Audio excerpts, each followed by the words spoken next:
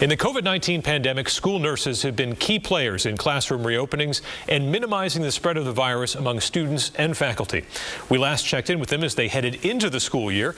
Now it's time to see how things have gone over the last 8 months. Joining us this morning are Colleen Roy, a school nurse in Northfield, and Meg Jenkins, a school nurse in Guilford. Thanks to you both for connecting with us and all of your hard work over the last year. So let's start with you, Colleen. You're at the Southwick School in Northfield, the elementary level. Anecdotally, it seems like the farther down in grade level you go, the fewer cases. But what's been your experience there in Northfield?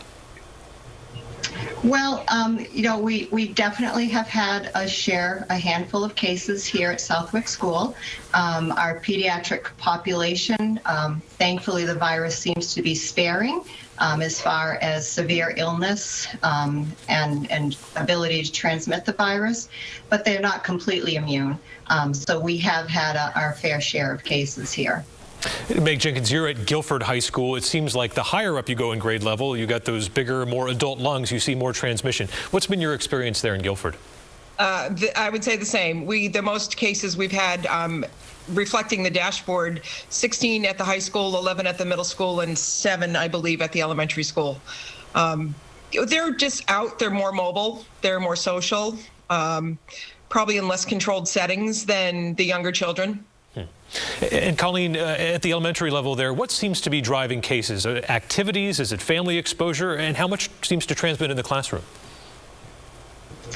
We have so far been very lucky that we have not seen any transmission within the classroom. It is out in our community. That seems to be driving the spread, just reflecting what's out in the community. But we've been able, thankfully, to still remain open and functioning and in person for the majority of the year. And Meg, what you just talked about, the older students being a little bit more active, what seems to be the big driver of cases there at the high school level? Out of school. There was an outbreak at one of the local manufacturing facilities that impacted some of our children. It has been outdoor sports leagues that have impacted our children, and they're out spending time together. Group activities where it's not what they consider a controlled environment, which is the classroom and the school area. We've not had any in-school transmission, and we really went through and drilled down our data, and positive cases are not transmitting in the schools. Interesting. And, it's such a unique perspective you have, because in most other healthcare settings, the people are coming to them, right? They come to the doctor's office, they come to the hospital. You're actually out there in the community being able to see what works and what doesn't. So I'm curious, starting with you, Colleen, what are the precautions that you believe are doing the best job of preventing the spread of COVID-19? We are here at the Winnisquam District, and I'm at Southwick, one of the elementary schools.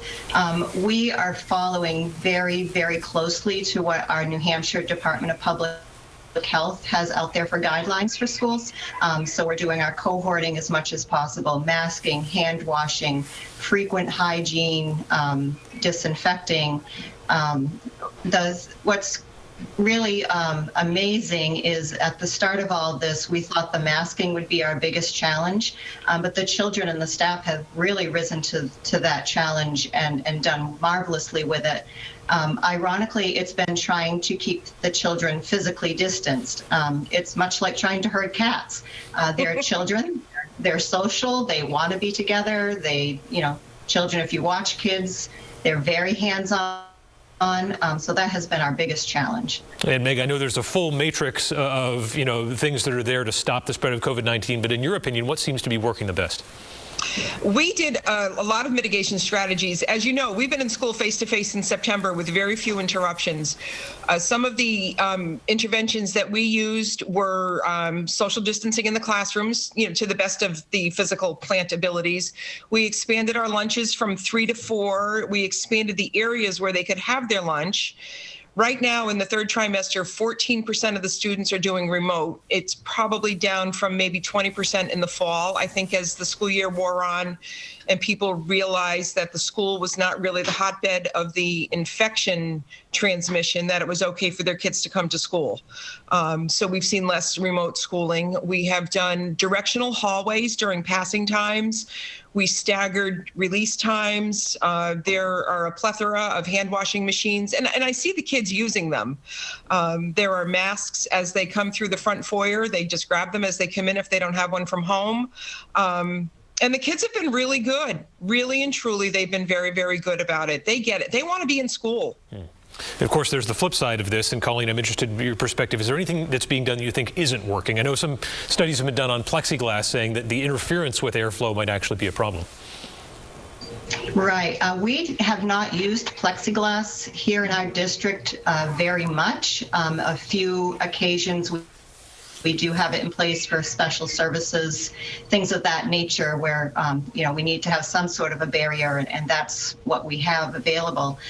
The price of it kind of priced our district out of utilizing it anywhere else. But as you said, it appears that was actually a good call and not getting it in place throughout the district. What about you, Meg? Is there anything being done that you think is not working as well? We use plexiglass through the building, but not in every classroom. I looked at some of the studies, I did some research, and I saw where there were some pictures of kids sitting and the plexiglass maybe being a little bit above their head, which I think eliminated the effect once they stand up and started transitioning. So I'm not sure. Low height plexiglass was super effective. It will stop large droplets, but not the tiny little microns. But I will say anecdotally, we've had no flu, very little flu, maybe 1 or 2 cases, very few cases of mononucleosis, very few cases of strep. And I think that's a combination of all the mitigation that we've done with the masking. I think I will probably in practice keep the plexiglass above my desk. It stands 4 feet high. So it really is a barrier between the students when they come in, and I can talk to them and reach around and take their temperature and then begin my assessment from there. But I'm not sure it's the be all and end all. I think you'll find studies that go either way with every mitigation strategy you look at. We see some school districts now in New Hampshire lifting mask mandates. What do you think about that, Colleen?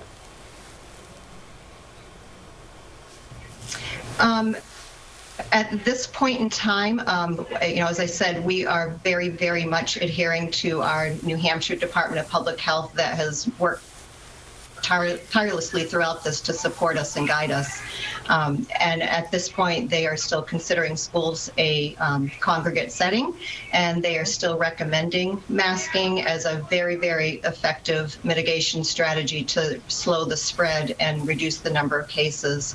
I think it's important to remember, although the Pfizer vaccine was just authorized for emergency use for those 12 years and up, a large portion of our population in K-12 schools are not vaccinated yet.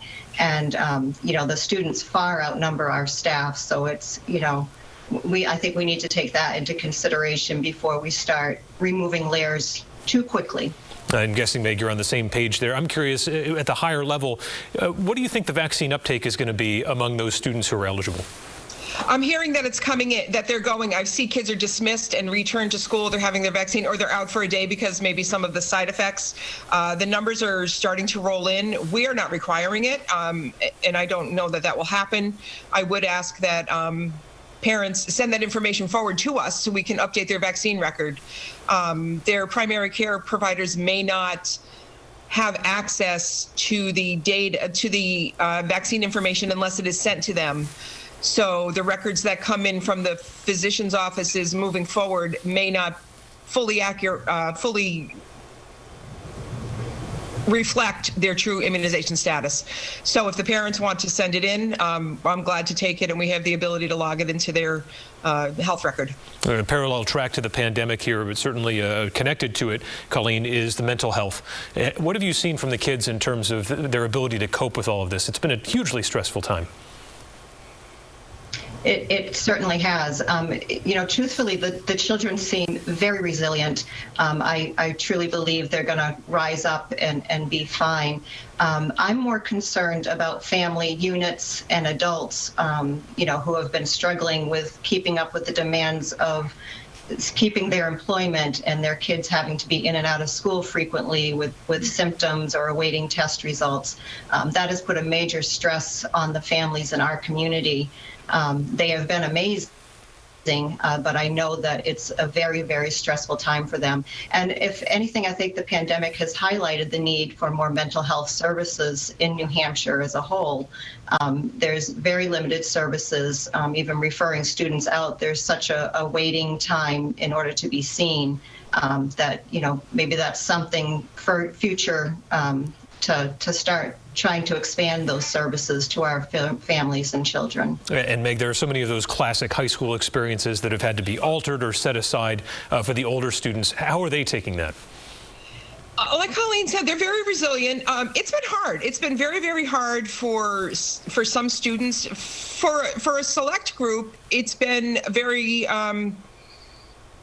not hard, and they have their students that maybe struggle to be in school and are doing very well with remote. A lot of our seniors took what they needed to take for graduation and did the rest remotely, and it's worked out really well for some of them. Overall, I think in the big picture, 10, 15 years down the road, this will be a blip.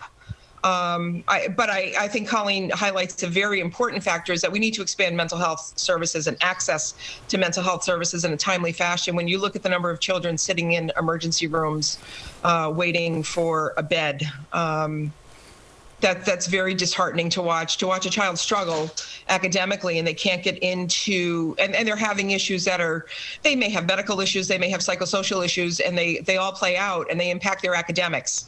And it's hard to watch a family go through the work of trying to find a provider that they can get in a timely fashion.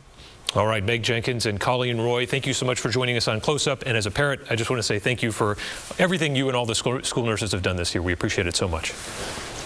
Adam, thank you. And I'd like to congratulate Colleen. She is the New Hampshire School Nurse Association School Nurse of the Year for 2021. All right, Colleen, So great job. And thank you so much to all of you and both of you specifically.